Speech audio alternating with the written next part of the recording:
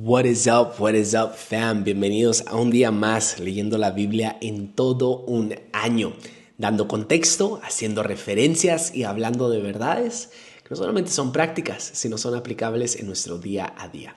El día de hoy estamos en Marcos 13, 14, 15 y 16. El día de hoy le damos fin al Evangelio de Marcos. Terminamos el libro de Marcos. Y estoy bien emocionado, así que ya te la sabes, ponle pausa, lee estos capítulos, aprovecha, lee, tómate tu tiempo y luego regresa a este video. ¿Por qué? Porque no nos vamos verso por verso, sino hablamos solamente de contexto, hacemos referencia a algunos versos y hablamos de las verdades que podemos aplicar. Me imagino que ya regresaste y bueno, el día de hoy vamos a pasar nuestro mayor tiempo en el capítulo 15 de Marcos. En realidad vamos a ver este paralelismo que el autor hace con lo de una coronación, con lo de la ceremonia de una coronación romana. La crucifixión de Jesús no solamente fue una ejecución como Marcos nos lo pinta, en realidad fue una coronación. En Marcos 15, cada detalle refleja la ceremonia romana para coronar a un emperador. Pero en lugar de poder y gloria, la coronación de Jesús se da a través del sufrimiento y sacrificio. En este reino al revés que nos pinta Marco es el corazón del evangelio en realidad. Marcos lo enmarca de una manera magistral para su audiencia romana, porque recuerda, Marcos le está escribiendo a una audiencia romana, a una audiencia que está casada, está obsesionada con la posición, con el dinero, con el poder, con la autoridad y con lo eficiente. Marcos 15 en realidad es donde vamos a pasar la mayoría de nuestro tiempo. Sigue paso a paso la coronación de un emperador romano, revelando a Jesús como un rey, pero no como cualquier rey, sino como un rey diferente, como un rey distinto. Y de hecho, la crucifixión de Jesús refleja nuevamente las 9 etapas de la coronación romana, desde la reunión de la guardia hasta la señal o una señal en el cielo. Y quiero que prestes atención porque en el antiguo mundo se acostumbraba a hacer una ceremonia la cual llevaba 9 pasos muy específicos para coronar al siguiente emperador de ese tiempo. Pero vamos a ver que es un mundo al revés, es algo distinto. En lugar de alabanza y poder, la coronación de Jesús se caracteriza por la burla, por el rechazo y el sufrimiento. Un mensaje radical para los lectores romanos, un mensaje que va en contracultura para la audiencia romana. Recuerda, ellos están casados con el poder, ellos están casados con la autoridad, ellos están casados con el posicionamiento. Y al tomar esta coronación y hacer un paralelismo con la crucifixión, para ellos es muy evidente, muy claro y les habla profundamente. Y quiero tomarme el tiempo y pasar por estos 9 pasos de una ceremonia de la coronación y justificarla con la palabra de Dios para que veas lo intencional que Marcos fue. Recuerda, el reino de Dios lo cambia todo. El reino de Dios es al revés. La vida viene a través de la muerte, la grandeza a través del servicio y la gloria a través del sacrificio. Jesús voltea el liderazgo al revés. Y es lo que quiero que veas. ¿Por qué? Porque cada paso de la coronación, de la ceremonia, de la crucifixión, habla profundamente a esto que Marcos nos está tratando de decir entre verso y verso. Marcos escribe para una audiencia romana inmersa en la cultura helenística, familiarizada con las coronaciones, las demostraciones de poder y el culto al emperador. ¿Por qué? Porque esto es a lo que ellos aspiraban, esto es a lo que ellos respetaban, esto es lo que ellos guardaban muy propio y muy cercano en su corazón. ¿Por qué? Porque era muy común. Esto es lo que ellos querían ver en un Mesías, en un Salvador. Entonces Marcos se percata de eso y hace esta referencia que lo podemos ver no solamente Marcos haciéndolo, sino paso por paso, que la crucifixión no solamente fue un acto de ejecución, sino fue un acto de coronación. Voy a hablar nuevamente de esos 9 pasos y luego los voy a justificar con versos bíblicos. Número 1, en una coronación, en una ceremonia de coronación, vas a ver que la guardia real, que la guardia, todos los guardias se juntaban, había una reunión pretoriana, a eso se le consideraba. Número 2, en esta ceremonia había una vestidura real y una coronación. Número 3, había una procesión que era caminar a través de las calles principales, prácticamente pavoreando, ¿no? Número 4, había un instrumento de muerte. El emperador que iba a ser coronado cargaba en su mano un instrumento de muerte perseguido por un toro que iba a ser sacrificado. Número 5, esto sucedía, tomaba lugar en una colina de la cabeza, en esta colina en Roma. Número 6, se le daba un vino mezclado con mirra, era un vino muy tradicional. Número 7, había un posicionamiento a la derecha y a la izquierda del emperador junto con él. Número 8, se le alababa mientras pasaba esta procesión, se le alababa, se le tiraba rosas, se le tiraba flores, se le llenaba de aplausos y alabanzas al nuevo emperador. ¿Por qué? Porque obviamente era poder, representaba todo el imperio, representaba toda la autoridad, representaba la realeza. Número 9 y final, buscaban una señal en el cielo. Como tal, buscaban una señal para confirmar lo que estaba sucediendo y a quién estaban eligiendo. Entonces nos vamos a ir verso por verso, capítulo 15, y lo vamos a justificar con la palabra de Dios. Entonces vemos en capítulo 15, en el verso 16, vemos la reunión de la guardia pretoriana. En la ceremonia pasaba esto de un emperador y lo vamos a ver. Verso 17 vamos a leer. Los soldados llevaron a Jesús al patio del cuartel general del gobernador, llamado el Pretorio. Llamaron a todo el regimiento.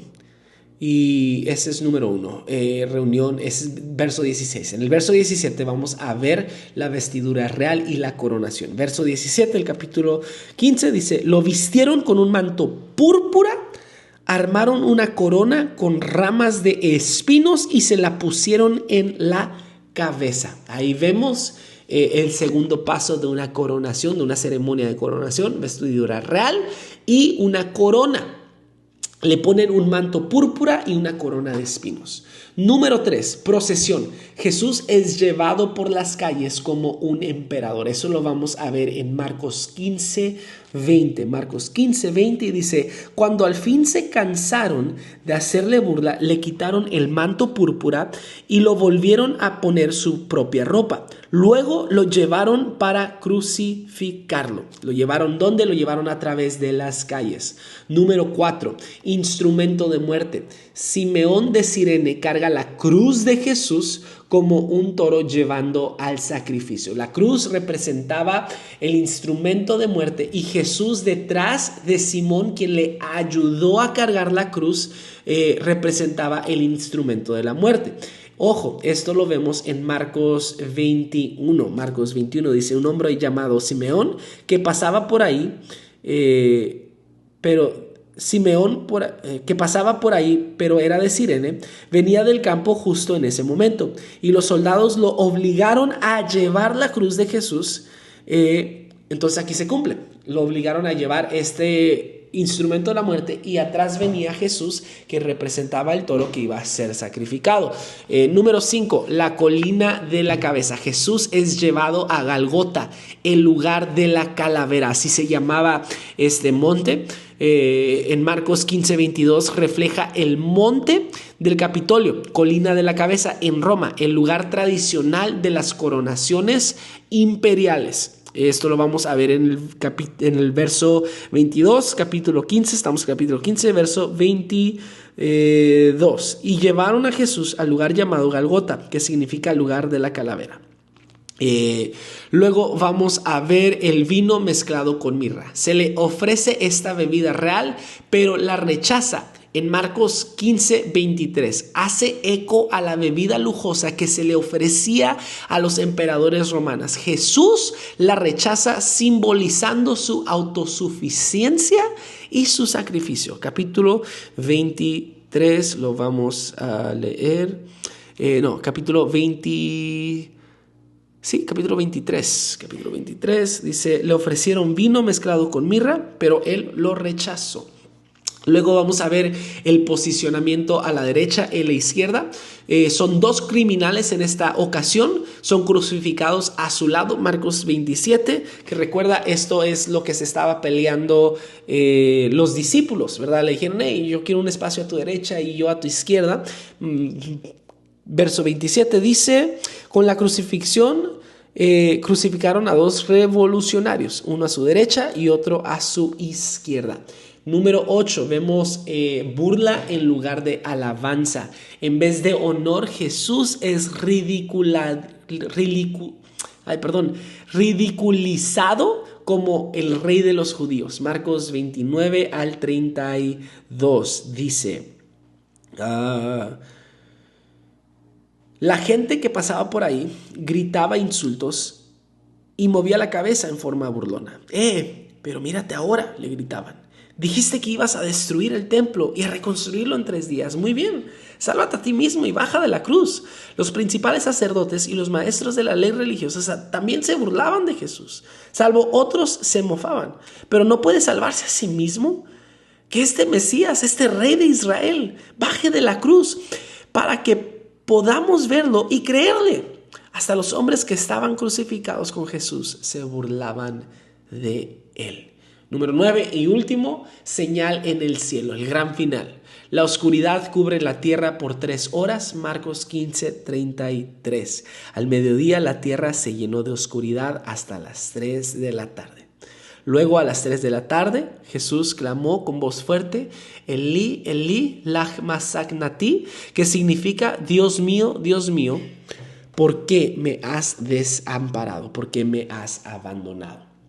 Aquí en realidad vemos que se cumple los 9 pasos de una ceremonia de coronación romana y vemos cómo Marcos lo describe de una manera magistral, haciendo referencia a lo siguiente. En efecto, Jesús es rey. En efecto, esto no es una crucifixión, sino es una coronación, pero es distinto.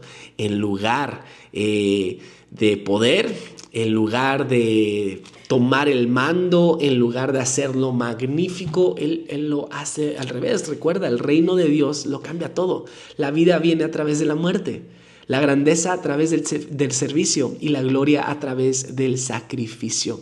En vez de alabanza y poder, la coronación de Jesús se caracteriza por burla, rechazo y sufrimiento. Un mensaje radical para los lectores romanos. ¿Qué verdades puedo aplicar de estos capítulos o en realidad del libro de Marcos? Bueno, número 1, Jesús redefine el liderazgo. El verdadero poder se encuentra en el servicio, en el sacrificio y en la humildad.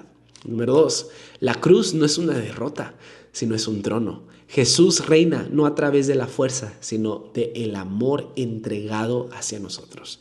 Número 3, el reino de Dios invierte los valores del mundo. Si quieres ser el primero, debes de ser el último. Si quieres vivir, debes de morir a ti mismo. Y número 4, la evangelización es traducir el evangelio eterno en forma que resuenen con la cultura, tal como Marcos lo hizo para los lectores romanos. La evangelización es traducir el evangelio eterno en forma que resuenen a la cultura en la que vivimos. En realidad, el evangelio de Marcos no termina en derrota, sino en victoria de un rey inesperado. La coronación de Jesús en la cruz nos desafía a vivir de manera diferente, abrazando la paradoja del reino de Dios. Esto es lo que yo me quería enfocar. Quería mostrarte estas perlas que encuentras en el libro de Marcos. Marcos se va a asegurar de hacernos ver que esto no solamente fue una ejecución, no fue una crucifixión, sino fue una coronación. Quería dejarte este contexto. darte estas referencias que para mí se me hacen grandiosas. Y bueno, el día de mañana nos vemos con nuestra lectura diaria. Dios te bendiga. Gracias por estar conmigo en este caminar, en este camino leyendo la Biblia en todo un año. Que Dios te bendiga. Nos vemos mañana.